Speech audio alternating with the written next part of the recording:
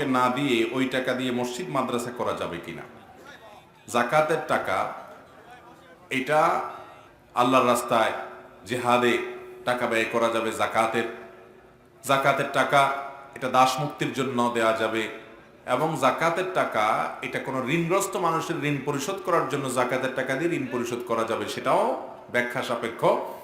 তো এই জাতীয় খাতগুলো হলো জাকাতের খাত। জাকাত যারা উসুলকারী ইসলামী রাষ্ট্রের, তাদের বেতন জাকাতের খাত থেকে দেয়া যায়। যদি জাকাত উসুল করাই তাদের ডিউটি হয় মূলত, তাহলে সেক্ষেত্রে।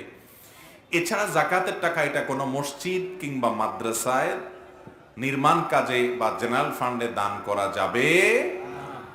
মাদ্রাসায় জাকাতের টাকা দেয়া যাবে যদি মাদ্রাসায় লিল্লা বোর্ডিং থাকে, গরিব ছাত্রদের ফান্ড থাকে, জাকাতের হকদার বাচ্চারা থাকে, তাহলে তাদের জন্য টাকাটা দেয়া যাবে। এটা দিয়া ওই গরিব অভাবী ছাত্রদের ব্যয়ভার বহন করা হবে, সেখানে ওই লিল্লা ফান্ডে দেওয়া যাবে। কিন্তু মাদ্রাসার বিল্ডিং এর কাজে দেওয়া যাবে না, শিক্ষকদের বেতনের কাজে দেওয়া যাবে, উন্নয়নমূলক কোনো কাজে ব্যয় করা যাবে না, কারণ এটা গরিবের হক। আপনি যদি বিল্ডিং করেন মাদ্রাসার, সেখানে শুধু গরিব থাকবে না, ধনীও, তাছাড়া এখানে কোনো গরিব মালিকও হচ্ছে না। এই জন্য মাদ্রাসা বা মসজিদের নির্মাণ কাজে, উন্নয়ন কাজে জাকাতের টাকা দেওয়া যাবে। ওয়াজ মাহফিলে দেওয়া যাবে না, ওয়াজ মাহফিলও জাকাতের টাকা দেওয়া যাবে না। জাকাতের টাকা দিতে হবে গরিব এবং অভাবী মানুষকে, এটা তাদের হক। এরপরে প্রশ্ন হলো, জাকাতের টাকা নিজ হাতে রেখে পুরো বছর নিজ জিম্মায় রেখে খরচ করা যাবে কিনা? সুন্দর একটি প্রশ্ন। জাকাতের টাকা এটা আপনি যদি নিজের হাতে রাখেন, ধরেন কথার কথা এই বছর আপনার জাকাত হয়েছে 50,000 টাকা, আপনি হিসাব করছেন আপনার যা সহায় সম্পদ আছে, ব্যাংক ব্যালেন্স আছে, ব্যবসা বাণিজ্যে টাকা লাগানো আছে, স্বর্ণ গহনা আছে, সবগুলোর হিসাব করে বের করলেন যে আপনার টোটাল 50,000 টাকা জাকাত আসছে, এবং হিসাবটা ওলামাদের সাথে জেনে মাসআলা জেনে বের করবেন। বের করার পরে যদি 50,000 টাকা আপনি দেখলেন হিসাব করে এই বছর জাকাত আসছে, তাহলে এই জাকাতের টাকা আপনি একসঙ্গে দিয়ে দিবেন। অর্থাৎ এটা যখন ফরজ হয়েছে আপনি বের করলেন যে এত টাকা বের হয়েছে, হিসাব করে যখন ফিগারটা বের হলো, তো এটাকে একসঙ্গে দ্রুততার সাথে, একসঙ্গে বলতে একসাথে বান্ডেল ধরে না, দ্রুততার সাথে গরিবদেরকে দিয়ে শেষ করে ফেলবেন। এটাই হলো মূল মাসআলা। যদি আপনি মনে করেন যে আমি একসাথে দিয়ে দিতে চাই, কিন্তু এই মুহূর্তে এত গরিব জাকাতের হকদার আমি প্রপার উপযুক্ত মানুষ খুঁজে পাবো না, তাহলে আমি নিজের কাছে রেখে দিলাম আলাদা করে, ডায়েরিতে লিখে রাখলাম। আমার পরিবার, স্ত্রী, সন্তান সবাই জানে যে আমার এই বছরে 50,000 টাকা জাকাত, এটা আমি আলাদা করে রাখলাম। সেখান থেকে, বা অন্তত নোট লেখা রাখলাম, সেখান থেকে আমি কিছু কিছু করে দিলাম।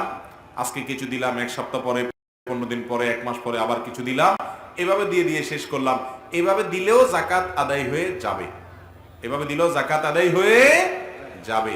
কিন্তু আপনি 50,000 টাকা জাকাত আসছে, এটা শুধু নিজে হিসাব করে মুখস্থ রাখলেন, আর হিসাব টিসাব রাখলেন না, কোথাও লিখলেন টিকলেন না, পরিবারের লোকরাও জানে না, আপনি আন্দাজ শুধুমাত্র দিয়ে যাচ্ছেন অথবা দিবেন এই মুখস্থ নিয়ত করে বসে আছেন, এটা জায়েজ হবে না।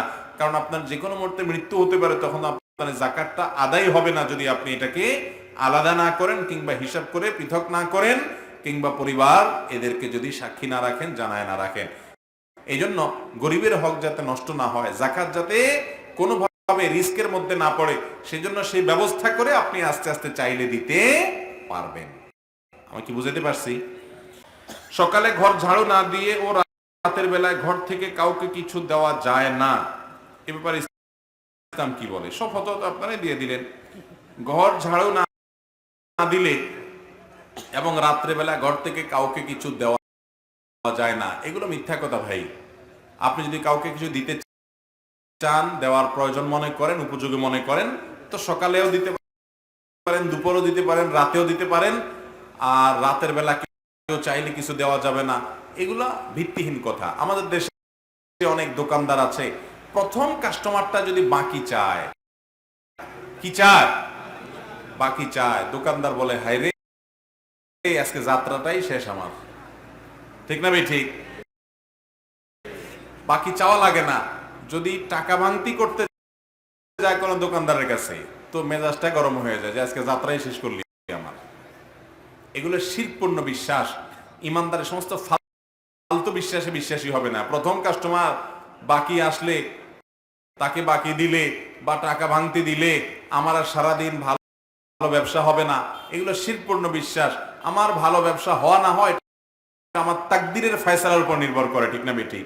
আমার নসিবে যদি আল্লাহ ভালো কিছু লিখে রাখেন, ওই লোকের ভাঙতি দিলে বাকি দিলেও হবে, না দিলেও হবে, বরং আমার আজকের দিনের ব্যবসার শুরুটাই হলো একটা ভালো কাজ দিয়ে একটা লোকের উপকার করলাম, বাকি দিলাম, আরেকটা লোকের উপকার করলাম, ভাঙতি দিলাম। তাহলে একটা ভালো কাজ দিয়ে ব্যবসা শুরু হলো, এর পিছনে কল্যাণ আছে, সওয়াব আছে, ইমানদার সেটা আরো আগ্রহ ভরে করবে।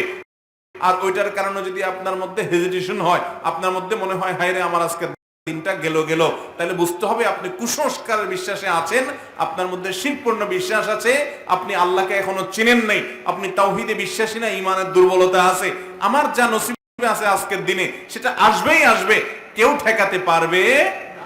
অতএব সমস্ত ফালতু বিশ্বাস করা যাবে ভাইরা আমার। অনেক উল্টাপাল্টা এরকম বিশ্বাস আমাদের সমাজে আছে। ঘর থেকে বাইরে হইলেই ধরেন প্রথম ঝাড়ু দেখছে, ঝাড়ু যা মোটটাই নষ্ট হয়ে যায়, আছে না এরকম অনেকে? ঘর থেকে বাইরে হয়েছে গ্রামে, উঠানে মহিলা একেবারে দরজা বরাবর ঝাড়ুটা এত সুন্দর একটা পজিশনে রাখছে, ওই পজিশনে ঝাড়ুতে বেচারা বাইরে হয়ে ঝাড়ুর দিকে নজর পড়ছে, যা আমার কপালে আজকে জাটার বাড়ি আছে। তাহলে এরকম ফালতু বিশ্বাসে করা মানুষ আছে না নাই? মুসলমান এত এত ফালতু বিশ্বাসে বিশ্বাসী হবে না। আরে ভাই, আমার ভালো মন্দ সব কার কাছ থেকে? আমাদের ঈমানের যে রকন আছে তার ভিতরে একটা হলো ওয়াল কদরি খাইরিহি ওয়া শাররিহি মিনাল্লাহি তাআলা। আমার ভালো কিছু আসলে সেটাও লিখিত আছে, মন্দ কিছু হলে সেটাও। ওই ঝাড়ুর কোনো ক্ষমতা, ঝাড়ু শুধু দেখে কেন, আপনার যদি কপালের সামনে এরকম ঝুলাইয়া রাখে তাতেও আপনার কোনো ক্ষতি হবে না, নসিবে যা লেখা আছে তার বাইরে, ঠিক না ভাই? ঠিক। অতএব সমস্ত ফালতু বিশ্বাস করা যাবে।